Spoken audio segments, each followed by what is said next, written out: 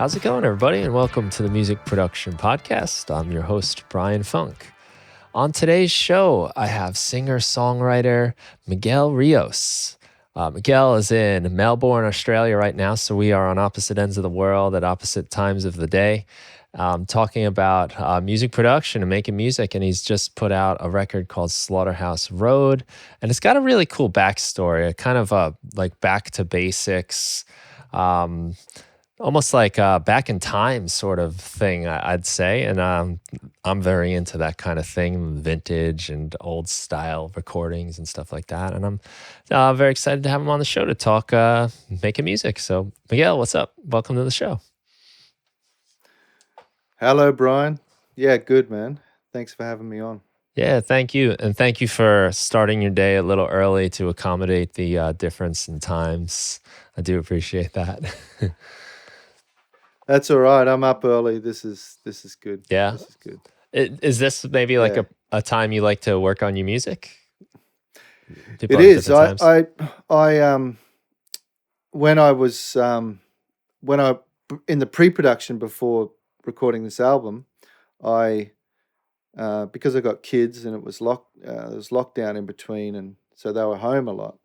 Um, I I had to carve out a bit of time in my day where I would actually do the pre-production on the songs. And because I wanted to record things in a single take, Mm. I knew that I had to really be able to nail the songs, that's singing and playing at the same time.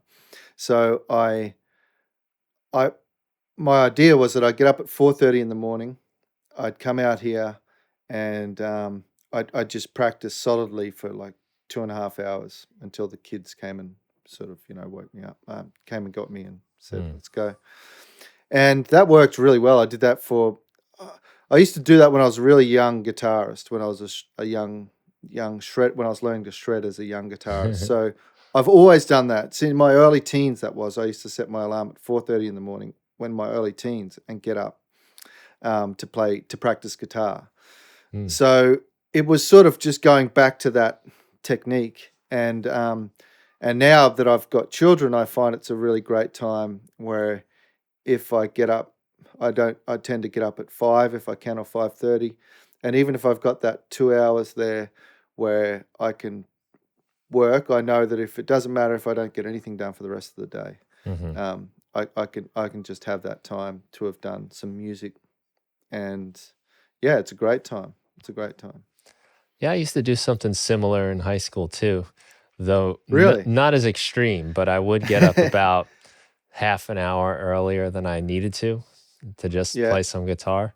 And yeah. like I didn't realize how good of a habit that was, but it was just because I loved it. Like I wanted to wake up to play my guitar because I knew I was going to have to Oh, go to well, school and not get to do it for a while. But it turned out to be like a really good discipline that helped me advance a lot when I was learning. sure. And I think it's I don't think it's that uncommon. I remember hearing something about Ringo Starr doing that when I was just a teenager. On the Someone was saying, drums. "Oh yeah, Ringo Starr used to get up, or even after the beat, even after the all that stuff. I think he just used to do it just to get stuff done." Hmm. And then I was listening to another podcast the other day, and it had T-Bone Burnett on it, and he was saying, and he was doing a stage play, and he was saying that to get it done, he'd been getting up at 4:30 in the morning to get his songs finished. Hmm. And I thought, wow, yeah, it is a good time. There's no one hassles you. You just have your own, Yeah. your own thoughts, and it's sort of daunting in the same way because you're in this vacuum of there's silence, and so but I don't know. It's just a good time. I've always found that.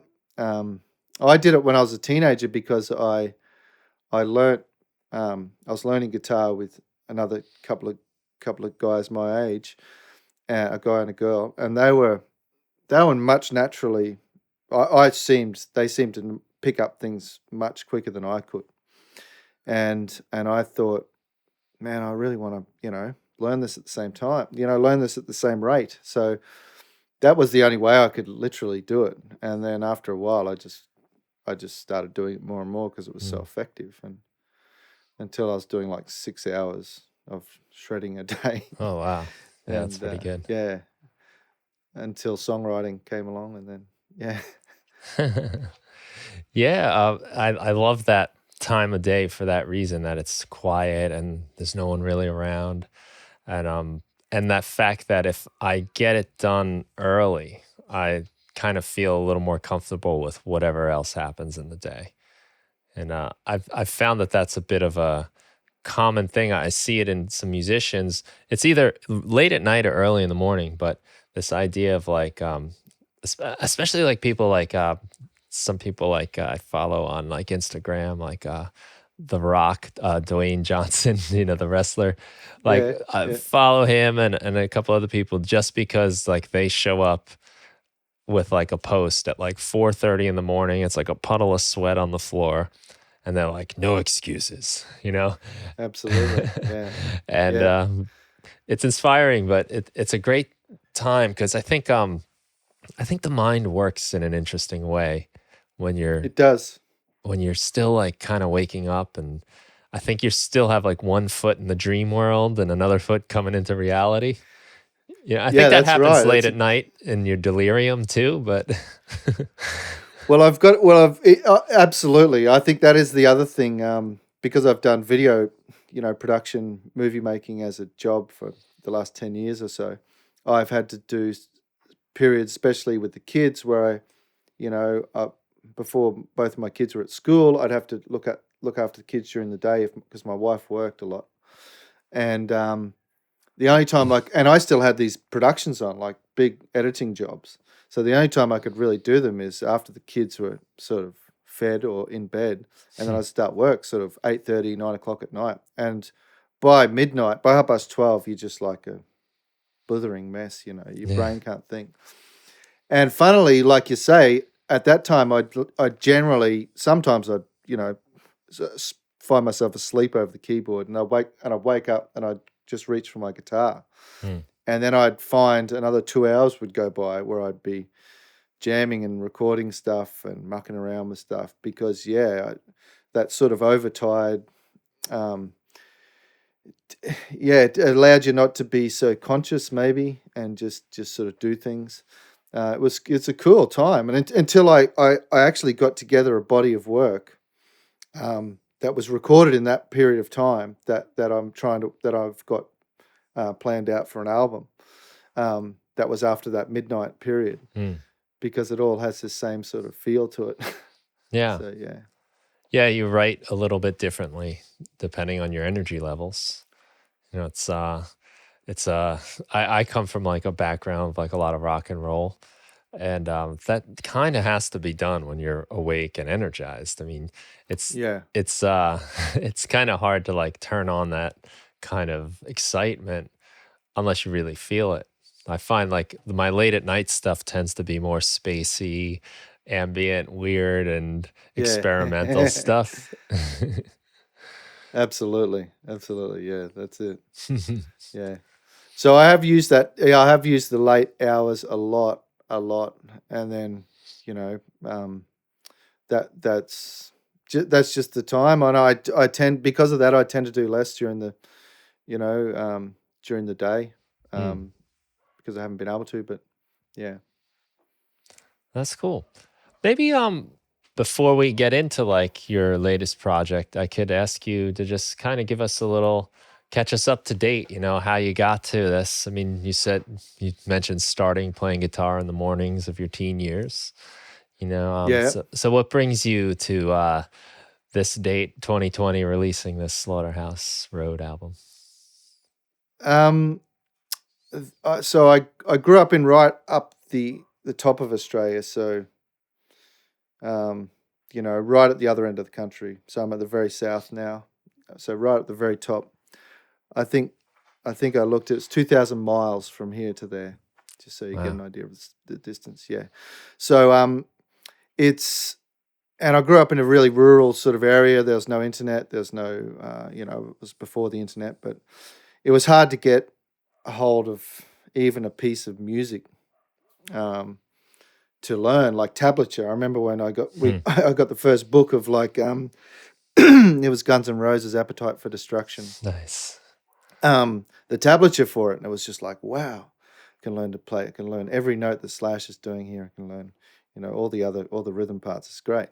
But before that, when I first started playing guitar, I was 11, and I got inspired by AC/DC and particularly Angus Young, and I saw him doing his thing up on stage, and I thought, yeah, that's what I want to do, and I just started playing, and I fortunately had a guy who was a really good teacher, and he lived at the same property, and he we would do classes in the morning, and eventually I just got more and more into it, and we learnt a lot of course we were young kids, we loved shredding, loved Joe Satriani and Van Halen and Slash, of course, and Angus Young, and so we wanted to play all this this really crazy stuff, Hmm. and then when I was later a teenager, I remember seeing this guy who taught me guitar playing a Chuck Berry song on the acoustic guitar, and I'd never really played a steel string guitar until I was like in my late teens. I'd always just played electrics, and I thought, geez, that's simple, but it's only like one chord really, but the rhythm that he's doing is really complicated, and so I asked him to show me, and I practiced this, mucked around with it for ages, and realized that there was a lot to it, and it sort of took me on this other sort of in this other direction that opened my mind up to a whole different way of playing the guitar, and I started learning a lot of finger picking, bluegrass, and slide, and all that sort of stuff, and then discovered a songwriting, and when I discovered songwriting in my late teens, I thought, man, this is probably the most difficult thing you can do musically, to my mind. I mean, I've never been a symphony composer or something. That would be more difficult, or just as difficult, I imagine. But composing is like having a song, especially. I mean, the feeling. One day you write a song, and the next day you can't write a word. Yeah. So it's like this. So it's like this. And that just messes with your brain. You think, wow, this is completely, doesn't make any sense. So that hooked me, instead of it being like going, oh, this sucks. You can't Mm. repeat it over and over. I just went, oh no, I want to get more of that. And so I just started doing that. I moved from North Queensland down to Brisbane, which is halfway down the east coast of Australia, and was the closest big city, and played down there. And that was like at the time of grunge. And I moved down with these other two guitarists that I played with, and we started playing all this folk music. We had this little folk trio going on, and there was only like two places in Brisbane where you could get this folk stuff going on, and everything else was like full on grunge, which I loved. I still played electric guitar, and but we couldn't get many gigs, and so eventually we decided we would form a full band, and we would move to Melbourne. So we did that, and so as a band and the partners, we all moved to Melbourne. There was about 10 of us, and all started living together, and we rented a warehouse to play music. We did that for about 4 or 5 years, and then things sort of fell apart, and I sort of found myself as the last man standing, wanting to. I just found that my idea of making music and wanting to write songs continuously hadn't changed at all. That same feeling I had when I was 11 of wanting to play music as a main thing in my life had not changed at all, even though I'd been through all these situations. Mm. And me and the singer and the guitar player from our band used to write songs together. So I had a songwriting partner, which, if you've ever experienced that, is a really great thing to have. And all of a sudden that wasn't there, and I wasn't really a singer really either. I'd always wanted to be, and I'd sung in my own bedroom, but I never had really done that. So once the band broke up, I thought, I still want to keep doing this. So I'm going to take these songs, because I've been writing more and more songs. I realized a few years before the band split up that it was probably going to be inevitable. So I started writing songs and practicing, and then when it split, I started doing open mics and just playing wherever I could, at little, wherever, just to try and get some skills and confidence up. And I didn't have that much confidence as a singer, but I thought my songwriting was pretty good, so I relied on that a lot. And I knew my guitar playing was good, so I relied on that a lot. And then I actually met a violin player, Ash Jones, and we still play together. We've been playing together for about 12 years. And we started doing gigs together, and we've been doing them ever since. And since that period, I've recorded. I've been through numerous attempts at recording, and some of them haven't worked out so well. Some of them I don't think I was ready for. In 2015, I completed an album in a studio. It was 13 songs, and it was sort of too big a project for me to handle. I was dealing with some really great session players, but I couldn't really direct them. And what I realized now after doing this album compared to doing that album was that I didn't really want necessarily a producer telling me what to do things, because how to arrange the songs and such. I wanted someone who could help me get my sounds, because I found that I had most of the sounds and ideas in my head, because I'd had a home studio since since I was a kid. We also had a home studio, so we had an 8-track reel-to-reel. Oh, wow. We had a bunch of outboard gear, nothing really fancy, but some cool stuff. And I started recording stuff from the age of about 10 or 11, and I'd always dabbled in that.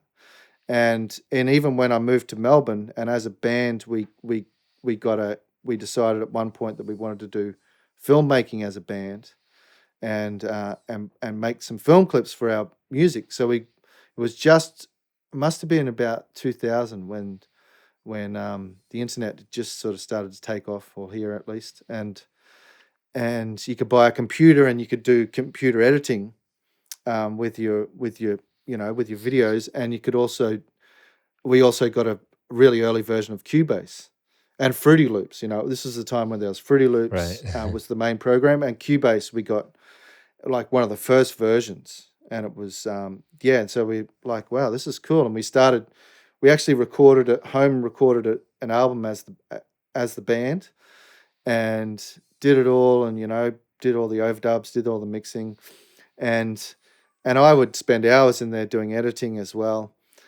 And when the band broke up, I sort of took the computer with me, and I kept this home studio going for the next sort of 20 years, just tinkering. And I don't consider myself like an engineer by any means, because I know how specific that skill set is. But what I found is that I did have a pretty good idea of production techniques, and how I wanted things to sound, and how to get certain sorts of sounds. And I wanted to, I guess I didn't really have the confidence to execute those ideas in a big studio environment where you have to go in and be in charge and say, okay, you get everyone's input, but you have to say at the end of the day, this is how I want it done. And so the project I did in like 2015 just got out of control for me, and I couldn't really run it, so it probably didn't turn out how I wanted it to turn out. And but it did. At the end of it, I said to my wife, I said, oh, what am I going to do? I've just completed this 13 tracks, literally just got it mastered. And the next day or the next week, I saw South by Southwest. You can go to South by Southwest, tickets. And I said, instead of releasing this in Melbourne like everyone does, like make CDs, release it, get people to come, and you sell 20, and that's it.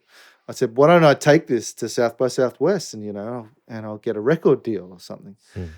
And to my surprise, she went. She's a photographer, so she's an artist. She gets it. So we're constantly just doing art projects of one sort or another. And so she said, I think that's a great idea. Hmm. And so I went over and stayed with a lot of my family who are on the West Coast in LA and San Francisco, and then went over to Austin. And South by Southwest was really cool. I, met heaps of people, talked to heaps of people, realized I didn't know, I was way out of my depth, and didn't I didn't really I gave a lot of CDs away, and I just it was good because I had to talk about myself, which I wasn't really used to doing, and sort of try and promote myself in some way. And that a lot of the feedback I got from that I've used over the last 3 or 4 years, or 4 or 5 years since then, and or 4 years. I'm thinking 2016. I think I went, um, and I've used that to try and put into moving forward as an artist, instead of discounting what people have said, because I got to sit down and talk to lots of experts about the music business, which I knew nothing about, and trying to get your music heard.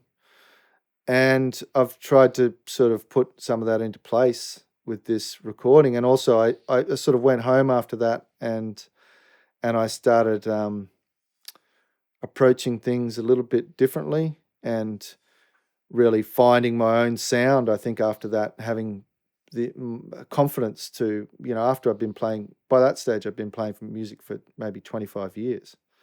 But I really found after that, I don't know, maybe because I backed myself to do this crazy idea, and all my family over there listened to the music and they said it was great. So I sort of had a bit of validation, I guess, and I thought, oh yeah, I'm going to keep going with this, and came back and just went into a new era or a new phase, I think, of writing music. And and Greg O'Shea, who co-produced this with me and who engineered the album, is he grew up in the Melbourne music scene, playing on reel to reel, doing all that sort of stuff. He's a super experienced engineer, and he's done a lot of producing as well. And I've known him for about 10 years, and we've had conversations on and off, and he's sort of given me bits of input and advice along the way. And sometimes he might mention something, like he mentioned Neil Young, like I think it was like 5 or 6 years ago. And I saw just one song of him playing Old Man live, and I think that just seeing that performance, I'd seen a lot of his listened to a lot of his studio stuff, but when I saw this Old Man live, it just completely captivated me, and I just went, "Wow, that is so cool." And I think it just hugely inspired me, and so little things like that, I might have gone away and worked on, like just thought about that idea or germinated that idea for years, and then we talk a bit more, and you say, "Oh, have you thought about doing this?" There's stacks of things that weren't applicable, but there's things that I would think about everything, and that's probably what the South by Southwest taught me, is just to think about what people say and try and discern whether if it's going to fit for you, or it's going to work for what you're doing. And so I did that. I went and just thought about what was going to work for me, and sort of started just demoing, and got to a stage where I had 60 or 70 demos. And in that time, before I recorded Slaughterhouse Road, I did sort of like an attempt at recording quite a few songs that were on this album with someone else, and it didn't work out. And now I'm kind of thankful. I kind of realize, once again, I'm right into owning for myself, anything that doesn't work musically. I'll always go, yeah, well, I try and look at that, why that happened, and go, okay, what can I learn from that, instead of being, disenfranchised with the whole thing. I just go, okay, I'll own this. I don't think I was ready, and now I think I'm really glad I didn't record them then, because I think the songs are ready now, and they weren't ready then. So yeah, that sort of brings me up to now. The other significant thing that happened. So that whole period after that South by Southwest trip was just a period of me just probably having the confidence to get out there and do the songs that I wanted to do. And also it was a time when a couple of people really I don't know if you've ever had this experience where it only takes like maybe one person to go, that what you're doing I think is really good, keep going with it, don't stop, for whatever reason. And I had that happen with a blues act that is an Australian blues act, and we had a house. We asked them to have a house concert here, and my wife was doing a magazine an album cover shoot for them, and they're a blues couple called Hatfitz and Cara, and Hats is like 6'3", and he's this big dude with a big beard, and Cara's an Irish woman who sings beautifully and plays the drums. And Hats is this incredibly versatile, just an incredible blues player. And they came here for an album shoot. And while they were here, we said, "Do you want to come and have a house concert sometime?" And they said, "Yeah, sure." And they came down. And then when they got here and they're getting ready, I said, "Do you mind if me and Ash just play before you? A half an hour set." And they said, "Okay, yeah." And so we played, and they sat there and they were so attentive and listening really carefully to it. And these guys play all over the world. And that in itself was really, did a lot for my confidence and helped me a lot. And then after they came off, Hats came up to me and he said, "Oh, your songs are great. That was fantastic. What you guys are doing is great." And that, once again, because sometimes what I've found is if you're playing quieter lyrical songs, it's easy, unless people sit and they carefully listen. Yeah. You're not going to get them into the story. And what I said before about owning it a bit is that I found that I wasn't doing a very good job of getting them into the story. Mm-hmm. And I started working on that concept of getting setting the song up a little bit, maybe telling them, because I had such a very different upbringing to most people. I grew up in a community and of people in the middle of nowhere. So I guess I've got a different way of looking at things, and I mean, like we all have. But I found if I set up stories like Slaughterhouse Road, if you just start singing it, people just go, "Oh, yeah, okay, why is he singing about that?" But if I told them the backstory, they go, "Wow, okay, that's cool," and they connect with it. Mm-hmm. Took me a long time to have the confidence to do all that setup, and I had to really work on it. But that interaction with Hats and Cara really just made me go, "Okay, I'll keep going with this." And then a couple of years later, we sort of kept in contact with them, and I played a festival set last year, up on the east coast of Australia, and they were playing on the same bill. And at the end of their set, they said, "If you're going to see one artist this weekend, check out Miguel Rios." And I thought, "Oh, this is wow!" And it bowled me over. I didn't know they were going to say that. And it was the first time I played this little theaterette, so it was a sit-down audience. So I'd always wanted to play that sort of setting where people are there to listen, they're not there to drink, catch up, socialize, Yeah. And think of what I just wanted to do it because I thought, would I sink or swim in that situation? Am I going to get people am I going to hook them in to listen, and or are they just going to walk out? So, and I did that. And the other thing I started to do before gigs, and I did it before this particular gig, was I'd take myself off for an hour and just get my head into the music. Because this came from my wife saying to me a lot of times, she said, "You can't just sing these songs, like you can't just reel them off as a story, because there's emotion in there. You have to get." And I realized that I needed to get into that character. It's like a character, And I thought about all the, the great blues men that I've loved over the years, and particularly, how they'd have this stage persona, and particularly this old documentary on Bob Dylan that me and my songwriting party used to watch all the time. Don't Look Back. And I remember this footage was sort of etched into my brain before the show. He would be walking around, or playing on the piano.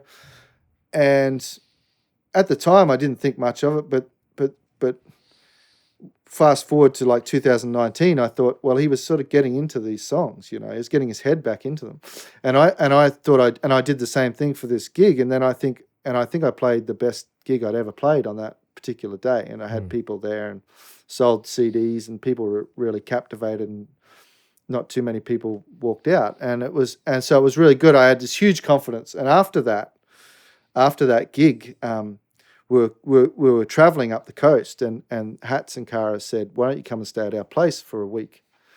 And we said, "Okay." And so we went and stayed at their place, and they've got an amazing place up on the coast. And when we were there, Hats said, "I've got this guitar. I've got a Martin guitar," and he generally plays an electric guitar on stage. And he goes, "I've got this Martin, and I really want you to hear it." And the fact that he sort of thought he wanted to show this, he really wanted to show it to me. So he got there, and he had, and I bought my old beaten up guitar in there, and he had his Martin, this beautiful Martin. And we started having a jam, and then about an hour into it, he goes, "Here, you have a go of it." And I started playing it. And he walked off, and as he walked off, he turned around and he goes, "Oh, wow, you're playing that very differently to how you play your other guitar." And then the next day he came to me and he goes, "Do you want to?" He goes, "I love that guitar, but I'm a big believer in the instrument, choosing the person." And he said, "I'm prepared to. Would you be interested in I can sell it to you." And I said, well, I just went, "Wow, that's incredible," but I wasn't in a position to buy it. And I talked to my wife about it, and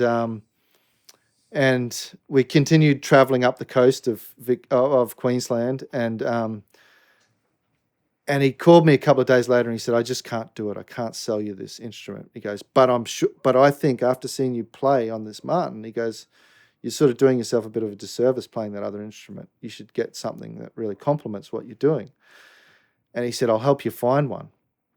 And so we started looking around and on the online, and anyway, we did our trip up north, and then we came back to stay with them on the way back. And when I got back there, he goes, "Have another play." And I had another play, and he goes, "Look, man, I'm sure this is yours. If you want it, it's yours." Wow. And I went, wow. And by this stage, I'd sort of got used to the idea. And he goes, "But he goes, I'll only sell it to you if you go down to Melbourne." And he showed me where he found these other guitars, other similar guitars that were similar quality. And he goes, "Go and have a play of them and really make sure this is your instrument." And so I did. I went to a couple of shops and I spent hours playing, and I found that there was nothing that came close to it. And so I called him up and I said, "Yep, I want to do it." And after that, and the reason I tell that story is that was like the final bit of the puzzle, I think, to do this album. So after I got that instrument, and that was in November last year, I've written it's changed the way I've written songs, and it's changed the way I've played guitar because it's so much more versatile in what it can do. And I feel so much more capable on it, I guess. And when I played it with Greg, I showed him some songs on it. He went, "Wow, that's just so complimentary to what you're doing." And I think it was the final thing that I needed to be able to record this album. And that sort of brings me up to doing this project. Yeah. It is amazing about guitars like that. I mean, you could even get the same exact model guitar, made the same company, the same, style, and they're just so different. It's just it depends what piece of wood it is, what it came from, and they sometimes you just find one, and it's just. Yeah, I like that thinking a lot. I mean, it's like it finds you. It's just that instrument is just a perfect match. That's exactly right. That's exactly right. And yeah, I would I've got a few, but as you say, when the one fits you, it's a different thing. Yeah. Yeah. I Yeah. mean, So like synthesizers are awesome. I love them, and sometimes they have subtle differences, and sometimes yeah, each of them are a little different, but it's not the same as a guitar because the guitar it's alive. I mean, it really is. it is. It's Yeah. made out of a living thing, and it changes in the temperature and the humidity, and it there's just sometimes you just get one that is amazing, and it's just something magical about it's the collection of the parts. That's pretty cool. I like Absolutely. that And this story. was this was a he came across this in a really strange way. He looked all over the world, like literally went all over the world trying guitars and coming very close to buying because he wanted to buy a D28 Martin. And he went all over the world and he came really close to buying some. Came back to his hometown, which is a small coastal town in Queensland, and went to the local shop. And there was this D28 in the corner, in the hanging up, and it had been displaced somewhere in Australia and sitting in some shipping container for years and years and years. Mm. And they'd found it and put it in the shop like the day before or something, and he walked in and seen it and just got it immediately. So it already had this crazy story, and the fact that he wanted, like I said, man, are you sure? Like, are you sure? Is this something you can Yeah. really part with? But the fact that he did that to me, that was, I think I got the guitar, but I also got this confidence off this guy who's just an amazing guitar player and generous man. He did that. Yeah, it's Oh really yeah, I mean, it. any Martin guitar is no thing to just give away. I mean, that's No, a valuable no, no. instrument, and even That's if it's right. not Yeah, the one, they're just yeah, that name is powerful in the guitar world. absolutely. Yeah, yeah. I think what you're saying Well, about this idea of like, I'm sorry, did you want to? I was just going to say I did have I bought a Taylor Hmm. 5 years before, and I no 10 years before, and I just hadn't played it. Like I bought a Taylor, it's probably similar craftsmanship, Right. and what you say about an instrument not fitting, it's a beautiful thing, but it just didn't do it for me. It was Hmm. sort of too ornate. I couldn't get my head around it, and yeah, Yeah, that so is this one funny. just fits. It's funny, yeah, My acoustic guitar, I have two acoustic guitars, and they both kind of have like something special about them in my mind. The yeah. first one um, was from my grandfather, so it was his acoustic guitar, old Gibson from the '60s sometime. Oh, And awesome. it's a little guitar too, like for an acoustic guitar. It's a small guitar. It's got kind of a small sound. And my grandfather didn't really get too far with it because the neck was very thin. The neck on that guitar is thinner than the neck on my Stratocaster. It's a very narrow Wow. neck. So he just couldn't get his fingers in the right spots, but I guess I got my hands on it at 14. I had smaller hands to work with. And it's actually a smaller scale guitar too, from the nut to the bridge. Yeah. Yeah. But it has just the sound and the feel. It's incredible, and like nothing sounds like it. It's What not are the timbers, Brian? Do you know? like the wood. Uh, Yeah. no, I don't Is it know. I don't know. mahogany or something? Yeah. Maybe I don't really know. Yeah. It looks a lot like a Martin, actually, like an Right. older Okay. Martin. Yeah. But Yeah. I don't know a lot about it. I've tried to look it up. It has a serial number. It's a little mysterious, you know. Cool. But That's good. it was the type of thing. My grandmother was gonna put it out on a garage sale until like she heard I was gonna, but she just didn't know what she had. And the thing wasn't Yeah. in great Yeah. shape when I got it. I remember taking it to the guitar shop with my mother, and the man there was like, "Listen, any guitar that came to me in this condition, I'd say, why don't you just get a new one? Get something new." But he's like, "This is a really special guitar." He's like, "You really should put a little bit into this, And like, well, $100 or whatever we put in. I mean, the thing just came back singing. It was amazing. Mm. Mm. No, So you won't.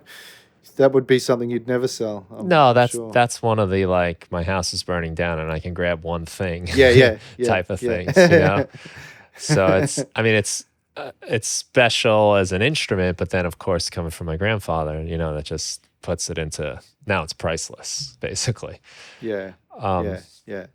and the other one I have is it's a Ventura guitar from the Oh, 70s. yeah, yeah. And I believe they're somehow linked with Takamine or Takamine. I'm not sure how you say Oh, that. yeah. Okay.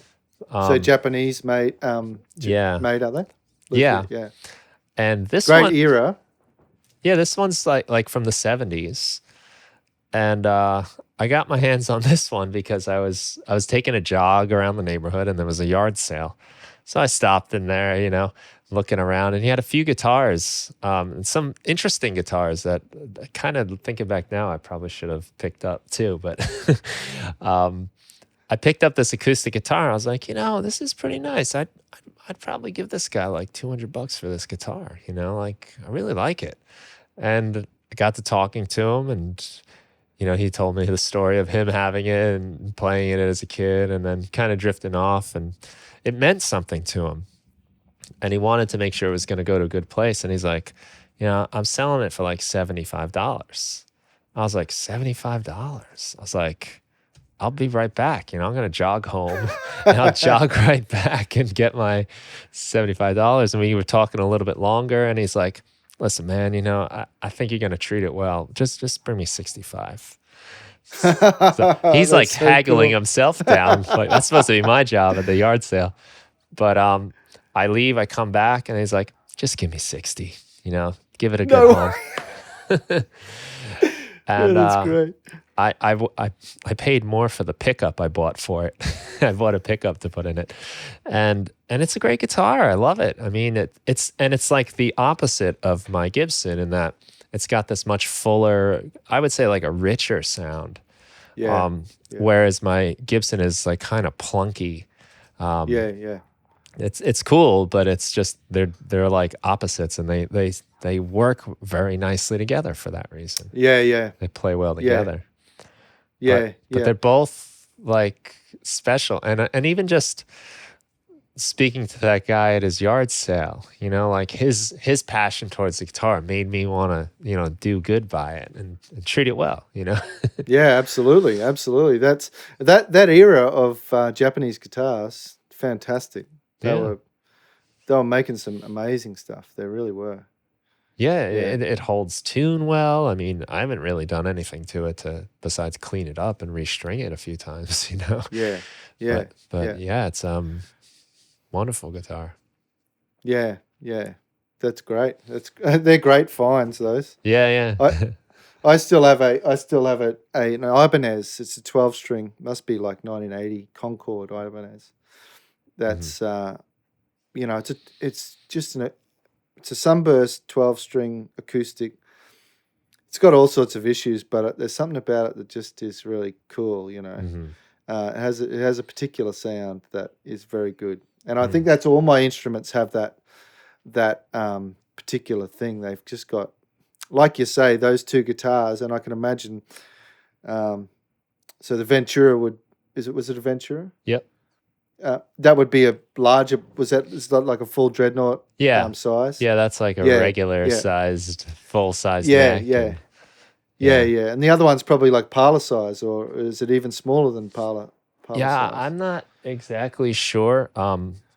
But it got me into some of the like Fender electric guitars, like the Mustang and the well, the Mustang, I guess. And I have there's another one called the Jag Stang, which is like the combination that Yeah. Kurt Cobain designed. Um, Ah, right. but Cool. they're a little bit shorter scale, so the distance between the Yeah. bridge and the Yeah. nut is smaller, and the frets are closer together. Yeah. And I just learned on that with the acoustic guitar, so they feel real nice to my hands. You know, just Right. Okay. Yeah. these Yeah. tiny Yeah. little guitars that you can just really like can reach like across the whole fretboard. Yeah. Yeah. Yeah. Yeah. Yeah. That's cool. They're That's cool. nice. I love what you were saying Yeah. about the tablature about Appetite for Destruction. Oh And man, that was like well, because I I was got lucky because Oh, sorry. Yeah, Yeah. I was just gonna say because I got speaking of Nirvana and Kurt Cobain, I got the Nirvana ones. I remember buying the Nevermind and the In Utero one, and it was Yeah. Yeah. like it was like you got the secret to the universe in this book. Oh, absolutely, man. It's so hard Absolutely. to Yeah. explain that to people that have the internet and You have always had can't the internet now. because you've got the You can't. tabs, Yeah. and half the Yeah. Yeah. time, they're kind of right. They give you they point you in a good Yeah. direction. But these Yeah. books, I think Yeah. it was Hal Leonard. Um, Yeah. I Yeah. mean, Hal Leonard. Yeah. Yeah. they were Yeah. spot on. Hal Leonard stuff is still. I mean, it's just brilliant. I Yeah. mean, every little Yeah. like, especially Nirvana, because they're very like, it's in the style. It's not so Yeah. much like his speed; it's like kind of like his personal No, touch. It's like all the pick that's mutes and exactly right. everything, Yeah. and they Yeah. really like nailed Yeah. it. It really helped me Really? learn. Okay. Yeah. That's how I learned was on those books and guitar Wow. lessons. Wow. So I So totally you didn't get have a that. did you have a teacher? I did, yeah. I had a Yeah. great teacher too. Um, Yeah. but at the beginning, it was those books that Yeah. I mean, it was just so fun. I was unlocking these songs that I loved, and it felt like I said, like you had the secret key to the universe or something. Yeah. Yeah. Yeah. Absolutely.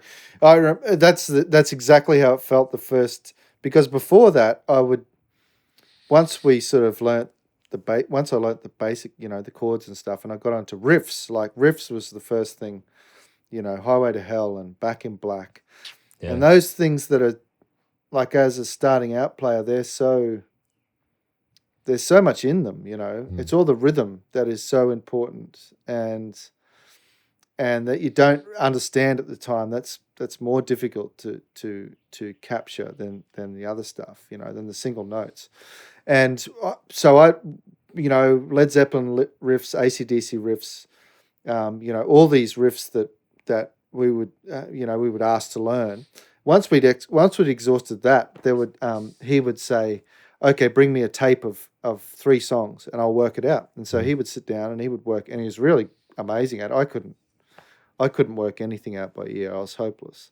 Yeah. And I would try, and I just couldn't get my head around it at all. And I'm a bit better now, but I'm still not great at it. But he would just do it, and then he'd write it out for us, and then we sit and learn. These lead breaks, these really complex lead breaks. He'd write it all out in tablature, and we sit down and learn it. And then when it was not until like my late, probably 16 or 17 when we got those first books. And they were like, "Shit, man, this is incredible. How incredible is this?" And then now you have the internet, you can learn. Yeah. I mean, I don't know if it's a good thing that you go straight to the internet. Sometimes I think, should I try and work that song out? Yeah. I don't have time. It's gotten me a little bit lazier with the ear training sometimes. Yeah. Where I know the answer is just do instead of like, But my teacher was the same way. We'd bring in the tape, and then he'd play like 5 seconds, and then like he'd get it, and then he'd rewind and play, and rewind and play, and like we'd take I took lessons with one of my friends for a long time at the same time, which was fun. Yeah. Within an hour class, he'd figure out the whole song we wanted to play, and then he'd throw in some theory for us. That was kind of the bargain. Like I'm giving you some theory too. You want to learn these he was of like hair metal kind of background. Oh, right. Okay. So he could play, like he plays so fast you couldn't even hear the note. But we'd come in with like Radiohead and Nirvana and Green Day, and that was like nothing for him to figure out. Yeah, he'd just go, He'd always entice us with the theory. He'd be like, "This is Radiohead theory," he'd just make it up. Okay, just lie to us about it, just to show us some like actual music theory. Did you learn a lot of theory? Did you learn the modes and all that sort of stuff? And like it was given to me. I would say definitely like a lot of the basic stuff, like the pentatonics, the major scales, the minor scales. I never really wrapped my head around the modes too well. I still can't. You know what? During lockdown, I spent a lot of time learning, like trying to really get it. Like, so I got probably a lot of experience with modes and playing with them when Ableton came out with the push. because that had the scales, and you can choose your scale, and you can go into like Mixolydian and all these things, and Oh, yeah, cool. and so that got me kind of like exploring a little. But even still, it was like, I didn't understand like changing chords, substituting chords as well. But during the lockdown, I spent a lot of time. I really got to shout out this YouTube channel. It's Signal's Music Studio, and Yeah. it's a guy, a fairly young guy, I guess, playing guitar. He's an amazing guitar player, but he teaches the theory really nicely. I have his poster. I bought that from his site. Ah, yeah, yeah, And yep, that yep, shows you like it just has the modes, all the different modes, and it's yep. in C major, and all the modes of C, and it's just really handy to look at that and be like, all right, if I want to do like Mixolydian, I can make the sixth chord flatten the sixth chord and make it major, and then suddenly Yeah, it's just yeah, all these like connections started opening up that I really wasn't aware of. But it was really like during yeah, the lockdown is when I kind of discovered his channel, and like it just finally tied it all together in a nice way that I like kind of get it yeah. now. But it's one of those things like music theory, it's always been this to me. Like every time I learn something, I learn like that I don't know anything. Yeah, yeah, There's yeah. so That's much. And I'm the same. I think there was a part of me that kind of wanted to preserve the magic and mystery of music, Mm, but yeah. I don't think learning new things takes away from that at all. I think it only And no, it makes it doesn't. even more fascinating. Yeah, yeah, yeah. It's a. I think it's a bit of a misconception, but I understand. I came from that point of view for a long time, Might and be a crutch and a like yeah, excuse. maybe, maybe, but I think it can happen. I think at certain times you can be influenced, maybe Well, in not a good I way, but played with some musicians that were like really, really good musicians in like high school band. And they sound incredible, and they play any piece of music you want, but ask them to jam, and they were like, well, yeah, yeah, that's it. I don't know how to do that. Like, what should I play? What note? And I was like, well, just fool around in like the key. They're like, but what am I? So like, I think that seeing that kind of made me say like, well, good thing I've been fooling around with my guitar with my rock band, just for Absolutely, man. understanding that a little bit. Yeah, there's nothing can beat just experimenting, and I think that's sort of what I started doing in the recording over here. Is I just start. That's what I've always done in recording. Hmm. So I've been less concerned with the outcome than sort of the creation and more into the creation. I did miss a step of my history there, and it's relevant to you because I did start making music with a guy for a couple of. We did something for maybe 4 or 5 years, and I'd go to his place once a week, and he was completely electronic. He was a massive Fruity Loops dude back in the day, and Back when it was and Fruity then Loops, yeah. yeah, back when it was Fruity Loops, and then he got into Ableton, and then he started using Ableton exclusively, and we would go over there, and so I came as the guy with my acoustic guitar and electric guitar, and we'd just create stuff, and I loved it. He was really good at getting sounds and manipulating sounds, and he would just had a bedroom set up. But we used Ableton for years doing that, and Mm. then he eventually, I think what I said to you in one of the emails was that we just had this folder of 50 ideas.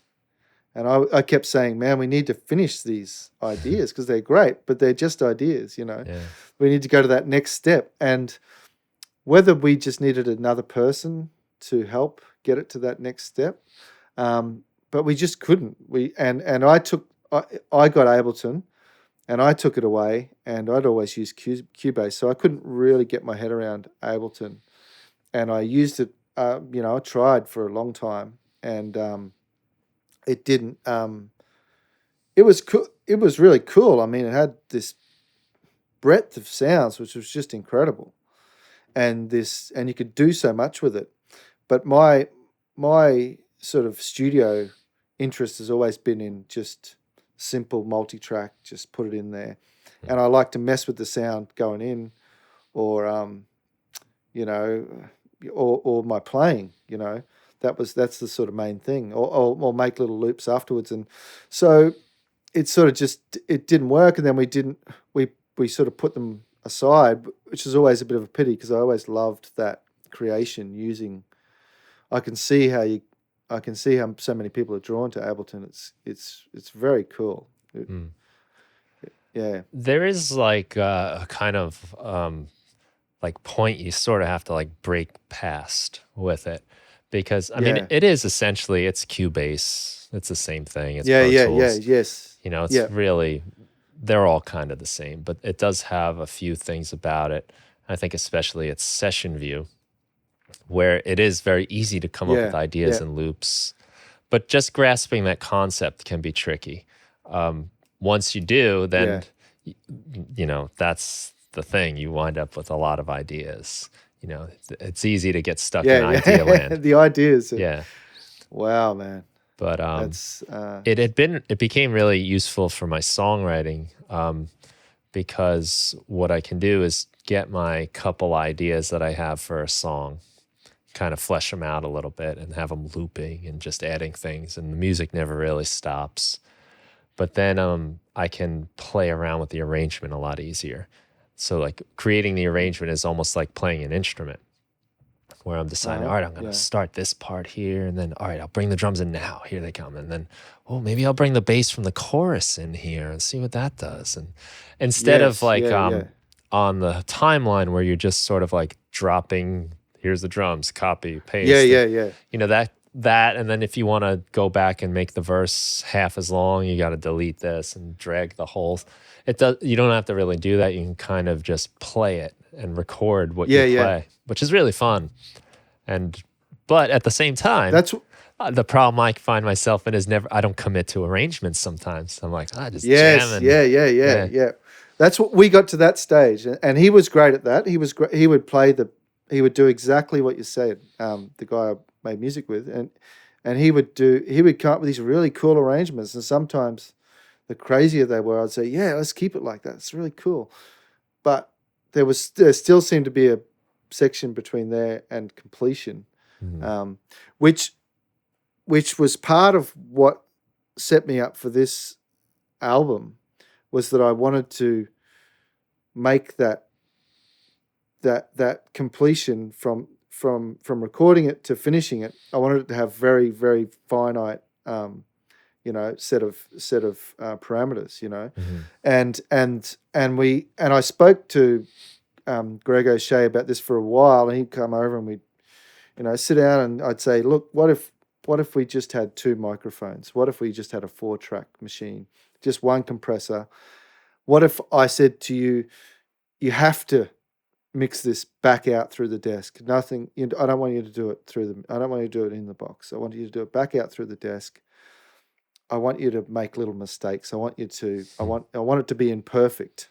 Not that he did, but I just thought, I want those imperfections. I want those spur of the moment things that you just thought of doing.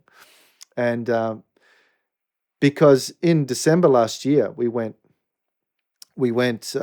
a lot of demoing here for this upcoming album. At this stage, I had these 50 songs, as I said. I had these, and I'd sort of narrowed them down to about 20 that I was thinking of recording. And I had a place in rural Victoria set to possibly record, and we were just going to do some demoing here.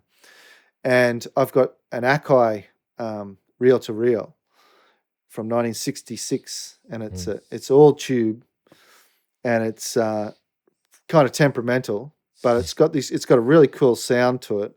And a lot of people actually buy them and mod them and take the recording part out of them and use the monoblock amps as preamps, because they just have this cool, if you run your guitar through them, they have this cool overdriven sound. I think I even saw in a film clip of the Rolling Stones, Keith playing through one of these things. Nice. Or it looked very similar to this. And so I've hung on to it, and I've got it restored, but it's temperamental as hell. And we started demoing on this day. It was the day after Boxing Day, and started demoing it. And then one of the tracks. It's only 2-track. One of the tracks got crackly, and then we went, okay, so that's out. So we're down to just a mono, one mic, and I thought this is cool. This is I love being put in those situations where he was having to really reach into all his bag of skills that he's got that he probably hasn't touched on for a long time because he's so used to doing everything in the box. And I had to, nail a whole take, and get it right. And remember all my words, which is difficult for me.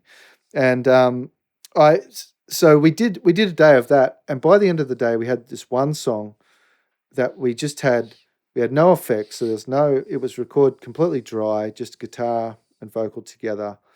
And I had I don't have any outboard effects at all. And I had a guitar pedal, a delay pedal. So he put that through the desk, and we used that on the auxiliary on the sends. We were sending this effect to it. And I just went, wow, and just created this sound. It was like this blues song. And I just went, wow, man, look how much we can do just in this simple setup. And you've got this really cool sound. I don't reckon we would have arrived at the same place with plugins. Certainly not as quickly. And it sort of forced us to scramble and just do something and get it done. We wanted to have something by the end of the day. And it really inspired both of us that day of working. And when I came to him, so we had the album booked to record on the 23rd of March. And I think the lockdown came into effect like just after that, in the first lockdown in Melbourne. And I sort of saw the writing on the wall about a week before, and I called the guy and I said, look, man, we're just going to have to postpone this. And I had 5 days booked in. I was already booking session players to come up and stay there. And it was a place where you could stay at the studio. Amazing, simple studio, really cool setup. And so I cancelled all that and then came home, and it forced me to go through these songs that I wanted to record. And I started to really look at them closer, and I thought, actually, it was one of those things that was a blessing that I didn't do it then. I'm trying to record not just one album here, I'm trying to do 4 different albums. So I categorized it into 4 different sort of styles and types of songs that I thought went together. And the one for Slaughterhouse Road, I thought, why don't I just choose very simple songs that have a very simple production aesthetic. The arrangements, simple. I can just play and sing them all. We won't do any double tracking. We won't do anything like that. Minimal overdubs. We'll just keep it to 4 tracks. And I said this to Greg, and he said, okay, great. Let's try it. Let's have it as a limitation.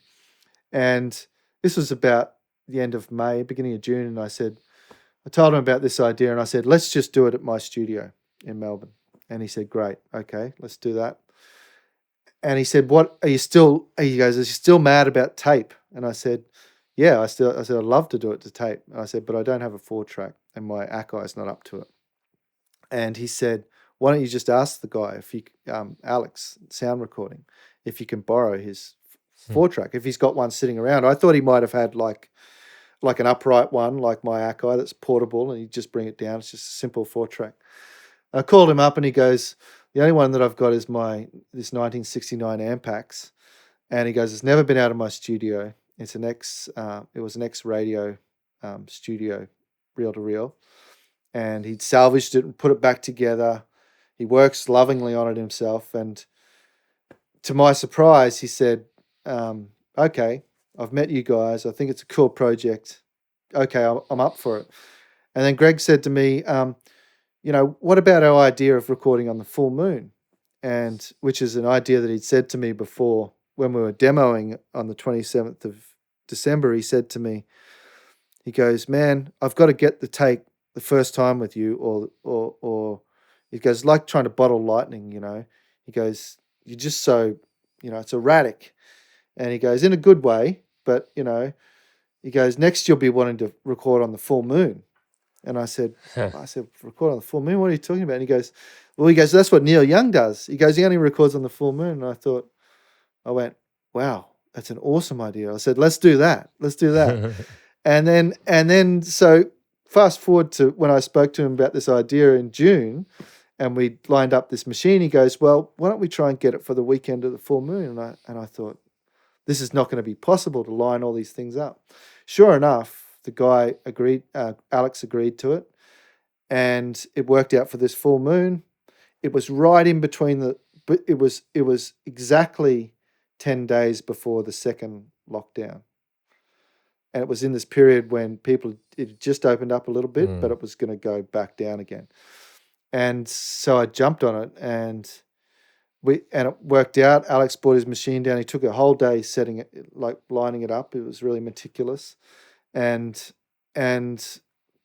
we just started, it was the full moon. And then as soon as I looked at the weather, storming the whole weekend, and I'm just going, shit, how's this going to work, man? I'm not insulated in here. It's not a acoustically designed space. It's at the best of times, and it stormed, but we didn't seem to get much of that in the album, and where we did, it sort of added to some of the aesthetic of it, and we just kept it super simple. We said at some point we're going to have to digitize all this because we have to send the machine. Alex has to come and get his machine back. We only had it hired for 5 days, and so we put all the songs down. They were all single takes, and I think a good 5 or 6 of them were like first takes. We just played them and went, okay, that's it. And then and I just had this idea because I had a sketchbook about that it was a production book about the album, and I just write down ideas, and one of them was try to just do it from the heart and bypass the brain, And so I said that to Greg. I said, we'll just do it fast and try not to think about it too much. And we'll rely on our skills, to get it right. And so we sort of did. And when we had our other players come over, we tried to use the machine just to do those 4 tracks. We kept it to 4 tracks. I think the most that one track has is 6 tracks. And that was after we'd bounced it down to Pro Tools. And we had, I think that was Narcissus, the song that's out now. We added a couple of extra tracks on that, but I insisted on everything was mixed back out through his desk onto 4 channels, mixed live, because I love that opportunity for the song to change again a little bit, and that potential. It's like what you're saying with Ableton, that potential to do something just off the cuff that sounds really cool and you wouldn't have thought of it. So I said that to him. I said, let's just do that. And so all the mixes were live, and and then we got it mastered, and the whole thing was done in, I think, 14 days was completed. And wow. which was our idea, was to keep it very limited within that time. And there was only 2 other players on the album besides me. Matt Stonehouse and Ash Jones, and that's it. I love that. That story is so cool because it's kind of like against all odds on one level, and it is. And the other thing that I didn't realize was after I finished, I thought, okay, now I have to do the publicity. I don't know anything about that, and I said to a friend, "Can you help me write a bio?" I didn't even have a bio. And she said, okay. And she started, helping me research stuff. And she goes, that was the Capricorn full moon that you recorded on. And I went, yeah, okay. I knew it was a full moon. I knew we barely saw it because it was raining. I said, what does that mean? And then I sort of didn't think too much about it. And then I looked it up, and I'm not really into astrology, but it said that the Capricorn full moon is a really powerful full moon. And it said, particularly for people who have started a project on the last Capricorn full moon. So I thought, I wonder when the last Capricorn full moon. And the last Capricorn full moon was on the date when we did the demo at the end of December. Wow. Weird. And so it had this weird connection and completion, and we were just going, wow, this is crazy. And yeah, it was just, everything just fell into place. And I've, even the day before we had the tape was coming down, Alex was bringing it down. He called me and he said, "There's been an outbreak in Melbourne. Are you anywhere near that outbreak?" Because the community he lived in was completely clear of it. And he goes, "I don't want to go down and bring it back to my community." And I said, "Look, man, I completely understand that." I said, "I'll leave it up to you. We live out of town. We haven't traveled to that area." I said, "But I completely understand I said, we'll be making the album regardless. We'll just do it digitally. But we would love the machine. But I'll leave." And then he called me back about 2 hours later and said, "Okay, yeah, I'll bring it down." So even the day before, I'd already bought the tapes. I'd hired all the mics and all the 2 mics, and so we just hired those 287s and that LA 2A, and that was all the gear that we had. And Greg had 2 ribbon mics, and that 2 Royers, and that was our whole setup.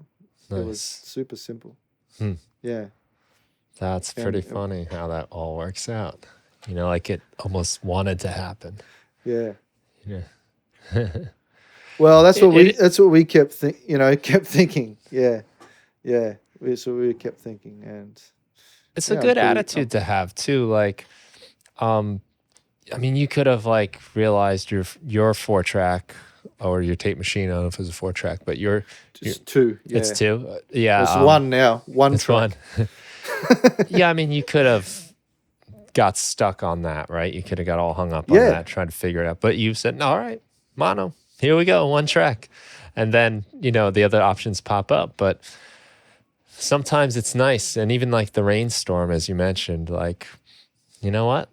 That's what it is. And I think when you record music, you're recording like a moment in time, and especially the way you're doing it, if you want it to be 1 take throughout, you're not punching in, you're not fixing anything. It's just that 1 take. So kind of whatever happens is on the recording.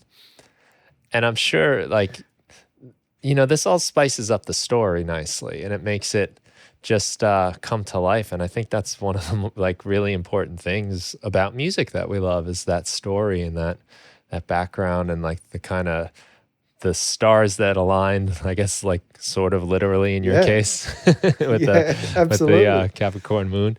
But like it's part of what makes it magical and interesting, and I think it really especially lends it nicely to like the type of album you've done. That's very like acoustic, organic, personal kind of thing.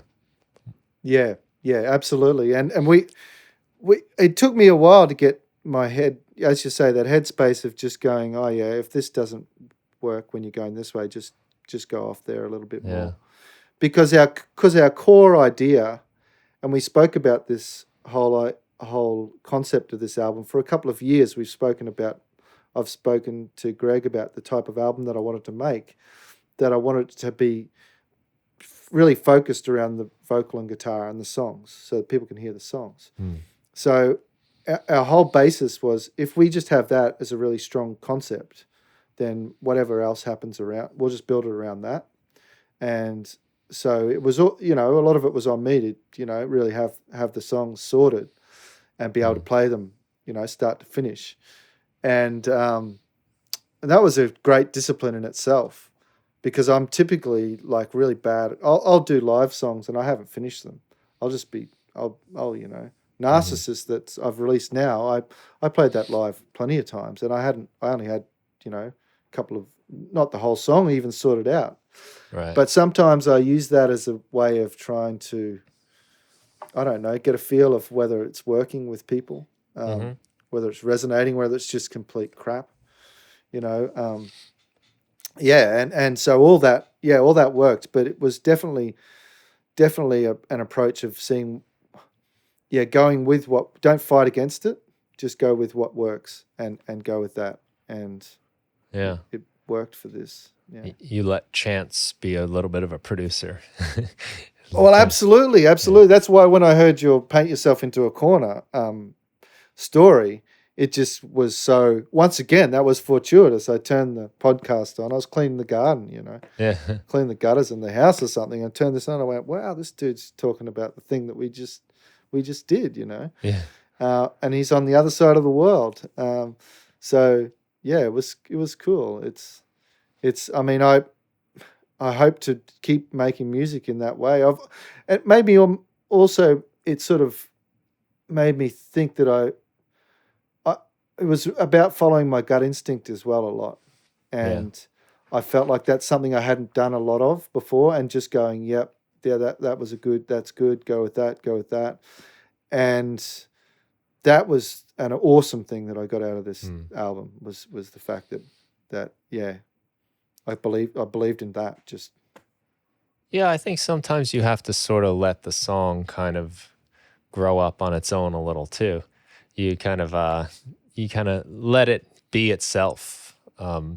Let it kind of unfold as it will instead of always trying to force everything into its place. I think so. I think that's a very good analogy of how I guess I've developed because even I remember like 8 years ago before I did the album that I took to Austin. I I was talking to another guy who's similar age to me, plays similar music, and he was just about to go and record an album, and I said, oh yeah, I'm in pre-production as well, and I'd never really learnt growing up. I went straight from shredding straight to trying to write my own songs, Mm. and I never really like you hear of stories like famous folk singers and stuff. They go and learn a whole swag of these other people's songs, and then they Right. learn from that. I sort of skipped that step, and it was one day really early on when I met Greg, and he goes, "How many cover songs do you know, like that you can just sing now?" And I said, "Well, not many." And he said, "Well, why don't you learn them?" And I said, "Well, why? I write songs. I'm a songwriter. I want to sing my songs, not other people's." And he said, "Well, you might learn something from it." He goes, "Oh, give it a go, see what you think." And I went away, and he goes, like, try and spend some time, like, finding things that actually fit your voice. Find something that doesn't fit it, and then you'll know what that's like, and then find stuff that really does. And then try playing it live, and you'll know the stuff that works. And I did this exercise for about 5 or 6 years. And I found that I started really enjoying learning some of these cover songs. So Mm. I thought, wow, these songs are, they're amazing songs that are out there. And especially digging around for obscure songs and things that really worked for you, and some song you wouldn't think worked for you, and it really did, and people really reacted to it. And I found learnt so much more about writing and playing, doing that one exercise. And I mentioned this to the guy who was making this dude who was making this album of his own at the time. And I said, "Oh, I'm going to learn all these cover songs." And he said, "Well, what for?" And I said, "Well, I said, I don't know, actually. I don't know, but I'm going to give it a go because it sounds like a crazy idea." And at the time, I didn't really even know what would come of it. But Mm. I've learnt so much out of doing that, about phrasing, about rhythm, about timing, Yeah. about, all that sort of stuff that I couldn't have learnt otherwise, I don't think. Well, I think there's like a different mindset. Like I was like you, like I had the tab book of the bands I liked and I learned it note for Yeah. note and I tried to play it like them. I tried to get the tone like them. I tried to Yeah. mimic.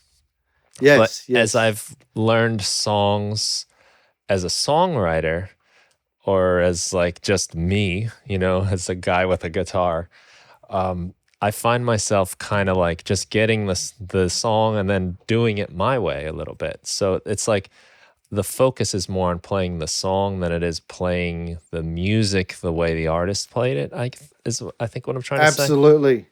So Absolutely. That's the distinction. That's what I think is the doing it the second way. You're trying to get the essence of the song. yeah, Yeah, and it's which is in there. You don't realize, if you yeah. play you play any song by a very famous song out there in the world, and you can put your own thing on it. Yeah, I Um, have a book of it's called Beatles Scores. It's this big white hardcover book. yeah, And it's got like every recorded Beatles song on the albums anyway. And it's so great to just flip through it with just a guitar and you might come across like Let It Be, which doesn't really have it's more piano songs say, and you just play it like you would yourself playing the guitar and you kind of like you're doing a lot of mental work, but at the same time, you're Yeah. also kind of just, you're not doing the mental work at the same time. Like you're kind of just letting the song happen and you're finding it that way. Now, I played in a band.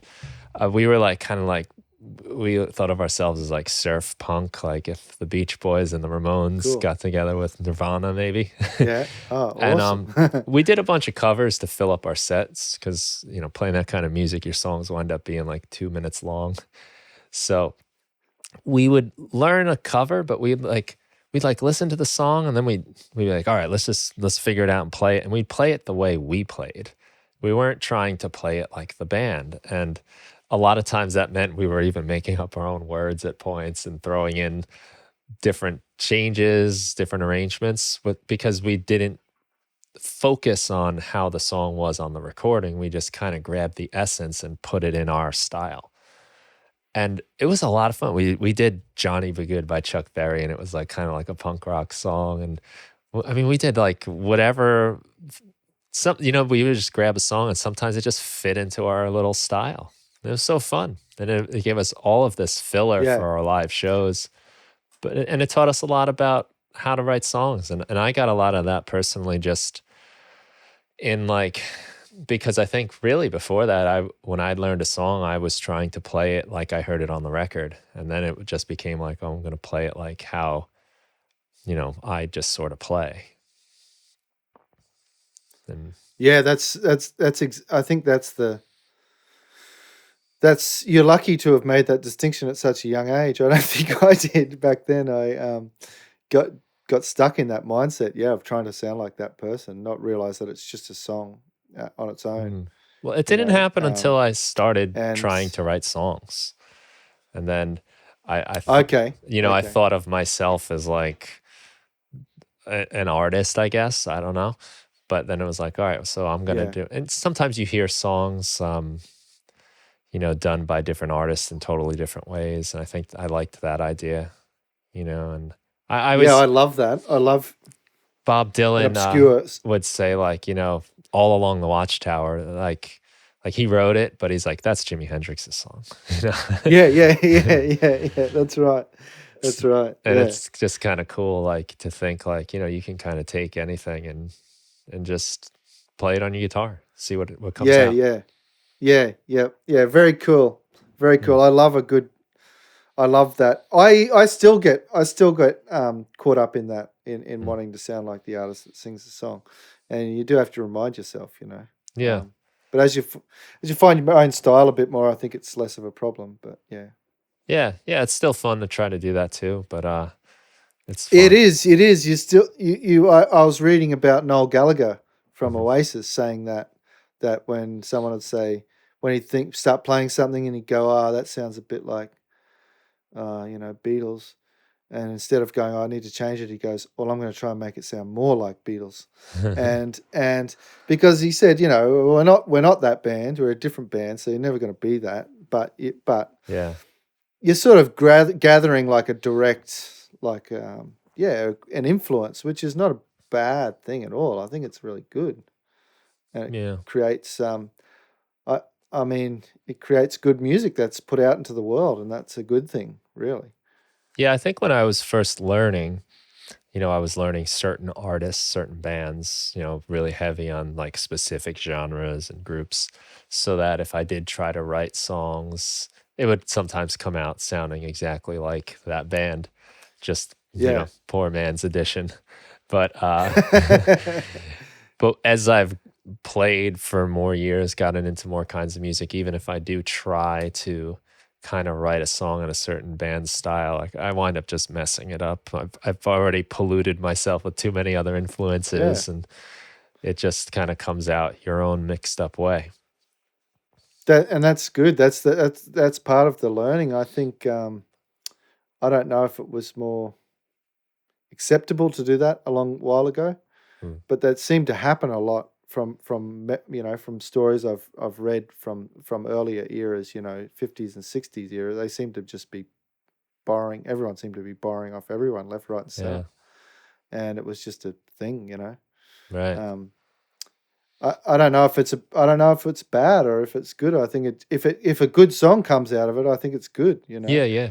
because Well, that's a good song in the world. That's great. well, like, like Buddy Holly had a very distinct style and wrote some great songs, but he wasn't around long enough to create No, that's like right. so like cool. You want to make more Holly type Oh songs? man, Like awesome. I would Like love to. yeah, you know Yeah. what I mean? Like so, like I guess like there's always more to explore, and Yeah, I think there is, and I think they're just all ideas floating around up there, and we all have access to them, and they might be repeated, here or there. It might sound something, but they're not. They're never the same. They're yeah, never the same thing. yeah. So it's yeah.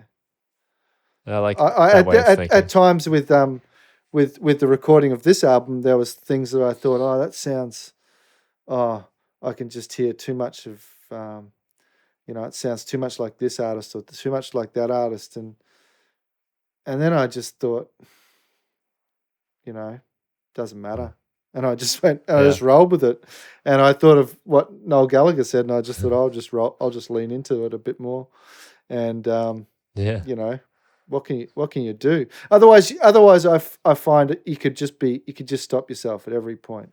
There's always a reason to stop yourself, and Yeah. maybe I'll look back and go, oh, that album was pretty derivative, but maybe the next one I'll hear more of myself in, or maybe I'll just go, yeah, that was it, man, I nailed it back then. So that was more of that whole thing of bypassing the brain and just going with the Mm. heart, what felt good at that time, and just go with it. And it's that's probably my biggest problem with I have Reaper now on my computer, and my setup is so simple. I have a 2009 Mac desktop, which I got from the shop where when you throw, I don't know if you have these in the States, where you go to throw out stuff, Like the at the thrift store trash type tip. of thing. Yeah. Yeah, and if it's too good to chuck into the trash, you put it to the shop, and the shop then sells it, and it's like a Mm. Christian organization. Yeah. And we go in there, and this thing was like $30 in there, so I grabbed it for my son, and then I bought a Focusrite, and the Focusrite, I mean, yeah, the Focusrite only runs through FireWire, like old FireWire. So it's the only computer that I can run it through, because Yeah. I can't even get a FireWire card to put in my desktop now. They just said, oh yeah, good luck finding one, sort of Yeah. thing that's going to fit your motherboard. So I'm running this simple setup, and then I bought an old Soundcraft 1980s analog mixer, which I just love, and that's my whole. Even my microphones I've got a couple of ribbons that, you know, if the kids come and knock at one time, the ribbon's broken on both of the ones that I've got. It was probably them, or it could have been me. I'm rough with my gear, and so I've just got sort of mostly like 57s, and really simple microphones. But like what you're saying before, I try not to let any of that stop me, Yeah. and I just use it to try and create what I can in this time that I'm doing it. And most of it I probably will never see the light of day, but I feel like it gets me to the next thing, the next Mm. idea, which I'm already in pre-production for the next recording, and all that demoing stuff's helping me, especially Nice. getting production sound ideas. Like for one of the songs in here, I said I want this really barroom percussion effect. I want us clapping and playing. I got my son to play the floor tom, and I was playing shakers. And I said to Greg, I said, just record us all at the same time. Just put us all on the same channel. And he's going, oh man, I'm not so sure, you know. And Yeah. I said, no, just do it. Let's just do it. Then it's live. It's like I said, because what I want is a barroom effect. I want like it's a rowdy song. And I said, and I want it to be that sort of feel. And we did it, and it does that perfectly. Um, but you sort of, and I knew it would sound good because I demoed it and mucked around with stuff here, and sort of layered it and went, yeah, okay, if we could just do that live, that'll be cool. And so ideas like that you wouldn't normally do, um, were really were served by me being able to muck around on my simple setup Mhm. here. Yeah. Yeah, that's Mm. cool. Yeah, and that's probably, as an engineer, I would bet Greg was kind of like, oh, I'm not going to have control over this and that, and what if the shaker's too loud? But that's kind of Yeah. like, you know, that's the chaos factor, and sometimes That that's it nice. was the chaos, and I think in the end we printed one, and I think I was playing the shaker and stuff, and it was maybe a bit loose. It was a bit loose, and he's and I think and we did a couple of other takes, but we ended up using this take Hmm. because we kept it on one of the other tracks, and because it just had the essence of it in there that we didn't get Hmm. again, Yeah. and that's what and that was that whole thing with the first take. It wasn't coming from a puritanical point of view. It was coming. I had that idea because a lot of the time when I demoed stuff here, if I didn't think about it too hard, I found that I got a much better recording. Yeah. And I'd been through the recording process in other studios where you're doing a line at a time. They're taking a line from this take, and I just thought I have actually explored that idea, and it does, and I don't see the merit in it. I see it if you're recording like really full on pop. Mm. I can really see the attraction in that. But anything that's like a storytelling, I want the nuances, I want the mistakes, I want the sort of imperfections. Mm. I want all those things to be a part of it, not to remove them. And I want to be standing on the edge a little bit when you're performing, thinking, "Fuck, I've got to get this right." Yeah. Yeah. And I most of the songs, and I've read this somewhere, some other songwriter did this, and it was something really appealed to me about the idea was like I finished them like 95%. So there's a couple of words that I was still fiddling with on the day, and I found that just gave it a little bit of uh, life, because another thing that I wrote in my sketchbook was I want this to be a performance, not a recital. So Mhm. I didn't want to be just reciting the songs. I wanted to be in them, performing them. And I found that sort of little bit of uncertainty um, helped me with that. Yeah. Yeah. Even though, Greg comes from a world of, you got to have it, you got to know all the things, and it's got to be like this, and it's got to be, you got to map it out. Mm. And even leading up to it, I said, no, it's all right. He said, can I listen to the demos? And I said, you know what? I'm not going to get you the demos. I'm just going to, because I was demoing stuff every day, and I said, look, you just turn up on the day and just know that I'll have my shit together, and I'll have got it sorted. Just Right. just sort of take my word on that. And he went, okay, cool.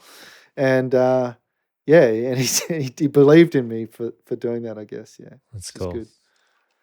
So, have you gotten into Neil Young at this point now? Have you paid a little Yeah, more I attention? absolutely paid a lot of attention, and we're actively trying to contact Neil Young and trying to say, man, will you have a listen to my Oh, album? cool. And I've got my wife's been trying to do a lot of that, and she's really super. She's worked as a photographer her whole life, and she's just really, man, I've been into every crazy situation I can imagine with her, and she just can talk to people, and she can meet people, and she's just got a way with things, and she really believes in this work. And I told her what I know about Neil Young, because I've watched documentaries, and I find him a really fascinating character, Yeah. and I find his music just he's an example of guitar players. There's certain guitar players out there that I try and tell people who might be learning now. I say, these guys are, man, they're the real thing. Hmm. And Bob Dylan's another one, Hmm. because if you watch that Rolling Thunder review, and you watch him singing those songs, he's playing those songs live. If you play one of those songs that's got 10 verses, and Yeah. you hold rhythm, and you do, there's something in the discipline of doing the simple rhythm, that hypnotic rhythm, and not trying to do too much. I think it's not trying to do too much. You probably understand this as a Yeah. Oh, guitarist. yeah. Yeah.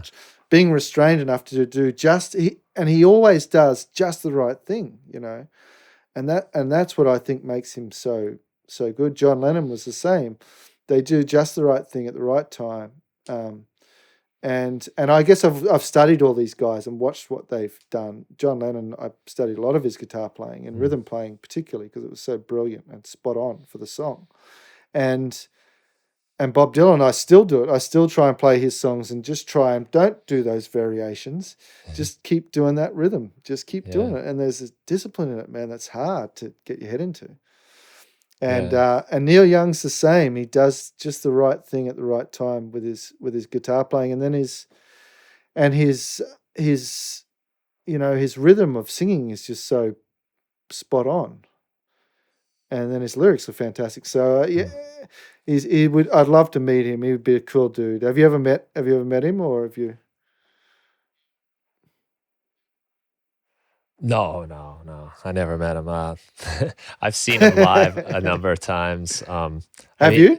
Yeah, I mean, he's one of my favorites. Oh, really cool. For all the things you're saying, and a lot of the philosophy behind your recording is so in line with what he does.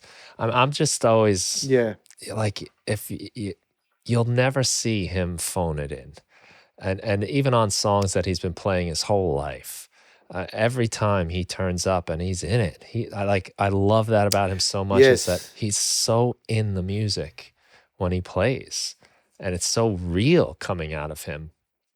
Even though it's you can hear him play Old Man for the millionth time, and it's still like cuts, and it's raw, and it's rich, and it never got polished. It's still that's right, exactly perfect. And that's what I love about it. I think that connects with people on a very, direct level. There's no artifice around it. There's no dress up on it. It just is what it is. And that like literally from those live recordings that I saw of him, I just saw that it was just such an impression. It made such an impression on me. And it's just exactly as it should be, and then he'll vary how he does songs. I've seen him do them, and like really well known songs in these different. I think I saw "Needle and the Damage Done" in this open tuning he did, which was just like super, like so cool. The variation of it, done something new with it. He did a lot of really cool stuff during the pandemic lockdown. He's married to Daryl Hannah, the actress. Yes, I saw some of that. Like filming, like he's walking around his barn and he's got chickens on his deck, and he's just singing his songs, and it's like he's got this like crazy. It's like you said, he's no joke. He's not. You might be fooled maybe the first time you hear. You might say it's sloppy, or even like it's whatever, grungy or something like that. But he is a master at what he does, but he still has this like everyday kind of guy feeling to him, and I think it's because he is. Like you see him in those videos. His barn is the deck of the barn looks old and worn, and it's like it's lived in, and his chickens are running around. They have no idea it's Neil Young in front of them. Yeah. And it's just pure. It's just purity. That's what I think it is with him. That's so striking. It's in Hollywood and in the music industry, things tend to get like polished, and he just never allowed that to happen. I love that, and it's just from the soul, from the heart, every single time. It's unreal, and that's why I love him so much. And his songs are incredible, and everything is great about what he does. So it's just like it's an uncanny, like amazing artist that there's no one like him. No, that's right. That's that pure thing, like that. Like he's pure without. I mean, it's not. I had that experience with this latest song, Narcissist. What I did was to try and promote it. I just walked up the hill on our property And and this idea, by the way, came from the fact that when I went on this trip up to the music festival last year, where I got the guitar and stuff, I stopped by the. I took my camera with me, and I thought I'm going to document everything on this. I'm going to get Meredith and say, just film me. And she didn't want to pick up the camera, of course, because it was a holiday. She does it for a living. She doesn't want to do that. But I was insisting. And then after a while, she didn't want to do it. So I thought I'll just film myself. So I'd put the guitar down. I put the camera down, frame myself up, and play a bit. And I showed this to a friend who was helping me with some marketing. And he goes, man, there's something about that that's really cool. It's really raw.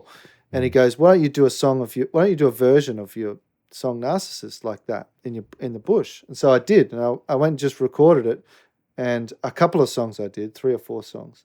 And my dogs were jumping on me. And I saw that. People, my wife's calling me. The kids are yelling out. I think, shit, man, I'm going to get through this. And I finished it. And then we put it up online. And people have loved it. It's gone everywhere. And then after, lots of people commented on it. And so when I finished the studio recording of the song, I sent it to these people. And I knew this would happen. And lots of people in the States have just really dug it. This bush recording, we call it the bush recording. And I knew this would happen. When they heard the studio recording, they're going, yeah, it's all right, man, but I prefer the bush recording much better. And I sort of knew that would happen. And in the bush recording, I fucked up the words. I repeated a verse, and but it didn't matter, because you're right, there was a certain directness. Yeah. What's that moment, people just there you connected are to. This is like a day in your life, and like you got the dogs and just all those other elements. It's not just the song, it's this whole like just experience, which is nice. And I think too, like you hear, and this happens, people get like demo-itis with their tracks where they can't escape absolutely. how nice they like the demo. And so like if that's the first exposure to it, you're kind of like, that's exact. I missed the dog wagging his tail and the. That's right. Exactly. That's exactly what happens. And I actually, when it came to demoing Slaughterhouse Road, I realized that very early on. And when I'd sort of nailed, because some of the songs I've been playing for like 3 or 4 years live, and so I had a structure to them, and I find that can have a double-edged sword. It can be good because I can iron out all the kinks, but it can lock me into a place with the song that sometimes isn't where I want it to be. And so I thought, when I was demoing it, when I was doing that thing of getting up at 4:30 in the morning, practice and running through them start to finish as a performance, I thought, I'm going to demo these, but I'm going to learn them. I've got a friend who's an actor, right? And he tells me that when he learns a script, he doesn't try and learn it as the character. He just learns all the words and learns what he's meant to be doing. Doesn't even bother trying to do the, be whoever that character is. He's just trying to get the idea down in my head. And I sort of was doing that with my own songs. And I thought, I'm not going to, like 3 or 4 days before we recorded, I showed some of the demos to my wife, and she's going, oh, you're not getting these at all. This is not working, And I thought, well, the fact is I'm going to hold back a little bit when I'm doing these demos, because I want to put all that, I don't want to have that demo, that thing happen with demo-itis, which I think is a very real thing. Yeah. And I don't want to go, shit, man, that take I did 3 days ago was the one, and I've already peaked too soon, as an athlete would say. So I really just held back a bit, got the structure down, and then went hell for leather when I was actually doing it for the take. And that really worked, doing it that way. That's interesting. So you you restrain yourself. You don't quite go in as deep. Yeah. And it really came from that analogy with acting with this friend of mine. And he said he said he'd always go to auditions, and he said there'd be people there going, they'd be reading the script and they go, what's my line? Oh, shit, man, I got to remember that line. And he'd just look at them and he'd go, that should be the first thing. And he'd done that. He'd done that days ago. So all he had to think about was performing that part. He didn't even have to think about the words or what, Right. in music, what chord to go to, what part to go to. Yeah. So you could just be in the moment more. And I think that was the whole idea I was trying to do with it. Was just be prepared to be in the moment for the Yeah. actual recording. Well, I see a lot of connections between singing a song and acting. Like you kind of get into this character and the story, and a lot of acting they say is reacting. Like you can kind of see when the actor's just waiting to say their line compared to when they like kind of feel what the character just said, and that's what causes the next line to come out, not just because it's like waiting in queue to come out. That's right. And I think That's right. that definitely happens a lot in recording, where sometimes those first takes just have that energy and excitement, and then the next few just sort of feel like, okay, we're just going through the song again, listening too hard and too focused on what we're doing instead of just kind of feeling it, letting it happen. Absolutely. Those I've thought about that analogy between acting and performing a lot of times, and to the point where I was thinking of getting some acting classes to try and really dig even deeper into that. It's probably not a bad idea.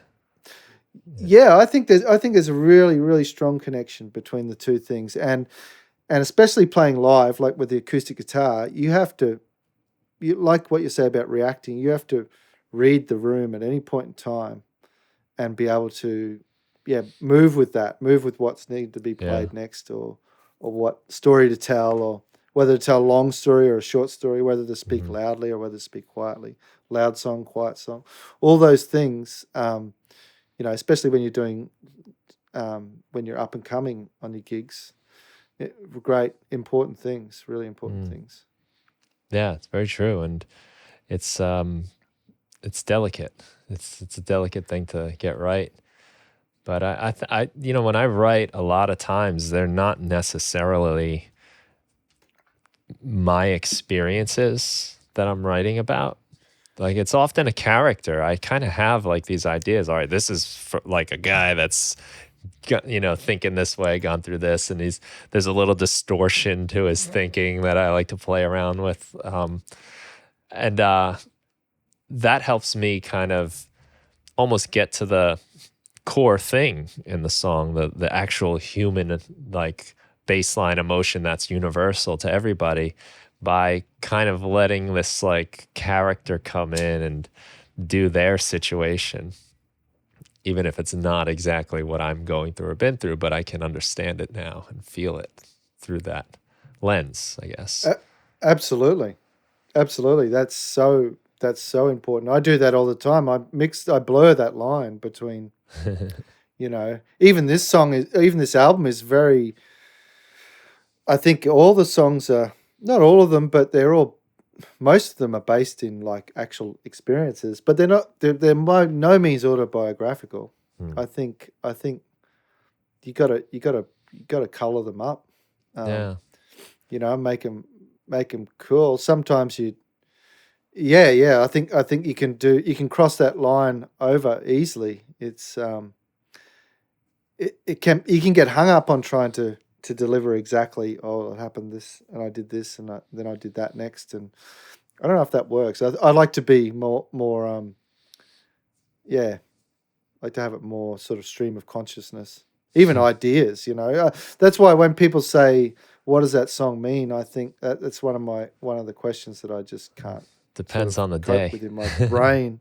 It depends on the day, exactly. And what does it mean to you? You can mean anything you want it to mean to you. It might mean love to me. It might mean hate to you. It doesn't. It's just if you feel something, that's good. And if you can take something, if it's, I think that was a revelatory moment as well when my wife said to me, she said, because she's my closest sounding board, she's the one, and she tells us she's total straight shooter, straight between the eyes, and she goes, "Yeah, that gig was good tonight. That was just amazing. I was crying. The next night, oh, that was awful. You sounded awful up there. It was terrible." And then one day she said, you know, where you're meant to feel something every time you sing a song, like what you say about Neil Young. You're meant to feel you're meant to feel something. Mm. And if they're not feeling anything, then that's because I kept trying to say to her, why? Well, why didn't it work? You know, instead of getting after you get after you get upset about being Pick your told, ego up off the floor. And yeah, after you pick the ego up, yeah. then you go, okay, well, why wasn't it? And then you say, well, you know, you use it as another moment to try and, you know, it's like all those recordings that didn't work out. You try and learn from them, and you go, okay, well, why didn't it work? Mm. And then it was a real revelatory moment when she said, well, you're meant to feel something every time, you know, not just sometimes.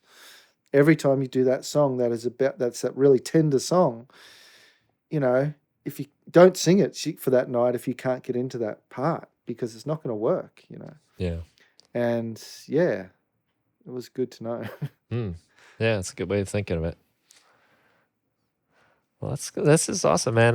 I think it's a really cool story, and the music is great, and the look of it, the vibe of it too, is nice. It really like fits the sound, and you know, just it's a great story of a cool recording session and a cool process of arriving here.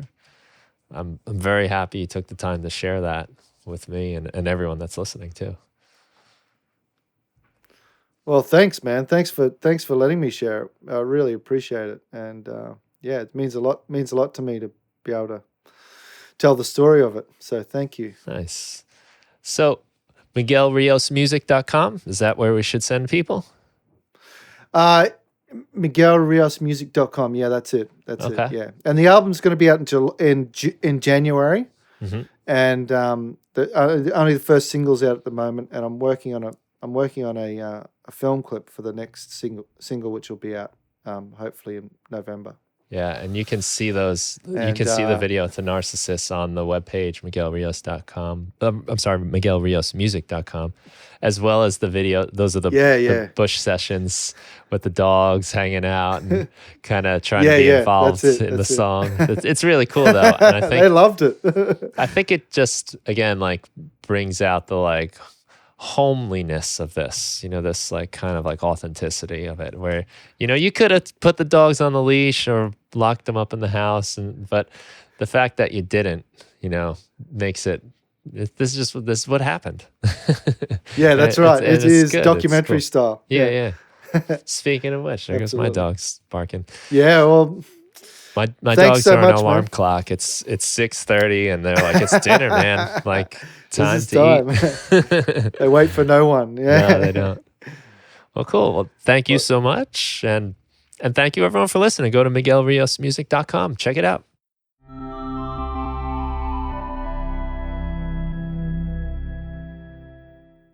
If you liked what you heard, please consider leaving a review wherever you get your podcasts.